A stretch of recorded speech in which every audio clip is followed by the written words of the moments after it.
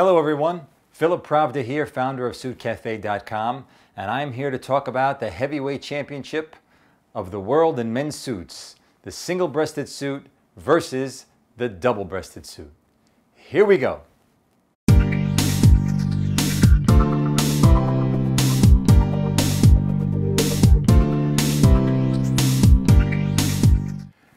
Hello everyone and welcome back, and I'm here to talk to you today about the differences between a single-breasted suit and a double-breasted suit. As you can see here, I'm wearing one of my own SUITCAFE.com suits. This is the two-button classic single-breasted suit with the notch lapel. Two buttons because it has two buttons in the front. You only button the top button, you always leave the bottom button open, and this has a notch lapel. The lapel here has a small cutout on both sides, and that is called a notch lapel. Now the double-breasted suit, which I will change into in a moment, has a lot more going on, a lot more buttons, has a different lapel, and you'll see the differences right away. Right now, the two-button single-breasted suit is the most popular suit that is selling probably in any store right now, whether you go to a department store or a small boutique. And the double-breasted suit, which was popular many years ago in the early 1990s and especially during the 1980s, is starting to show a resurgence just a little bit, and it has some new details that is making it slightly more popular. And I'll be right back with the double-breasted suit jacket. So here I have on the double-breasted suit jacket, and as you can see, this is what's called a 6-on-2 or 6x2 double-breasted. Why is it called that? Well, you have three buttons, a row of three buttons on the right, a row of three buttons on the left, and then you have two buttonholes here that coincide with the two buttons that overlap like this, so you can button those two buttons. That's why it's called a 6x2 or a 6-on-2. This is the most popular and the most fashionable type of double-breasted, and it also fits the best because of where this outside button here is placed. This one you tend to leave open because it gives you more room for movement, putting your hands in your pockets or sitting down.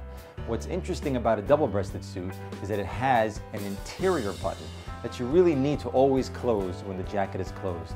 The reason being, if this button is left open, and I'll open it right now, and I'll just button the outside button, when you move around, these two sides of fabric, the right and the left, could become misaligned, so you could look a little cockeyed depending on which way you move.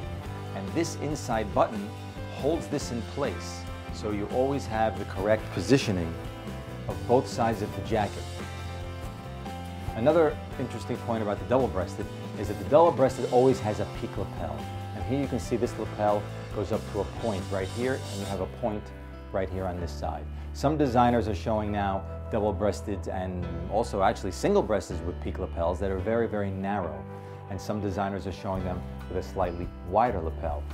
My personal taste is to do a little wider lapel. This is a new model that I'm working with in the double-breasted, also a new fabric. It's a slightly mill finish, flannel finish fabric for this fall winter. And this also does not have any shoulder pads whatsoever in the shoulders. It's hard to tell. This is made very, very well. I think it fits very, very cleanly. But there aren't any shoulder pads here. This is just my own shoulder, no padding whatsoever. It's a very nice, lightweight construction, and it's also the very similar construction to the single-breasted suits that I have on my website, SUITCAFE.com. So thank you for joining me for Battle of the Heavyweights, double-breasted versus single-breasted suit, and please leave some comments below if you have any questions about either of those or anything that you'd like to talk about in menswear or men's fashion. I'll be glad to answer any of your questions. And please visit me at SUITCAFE.com, and I will see you in the next video.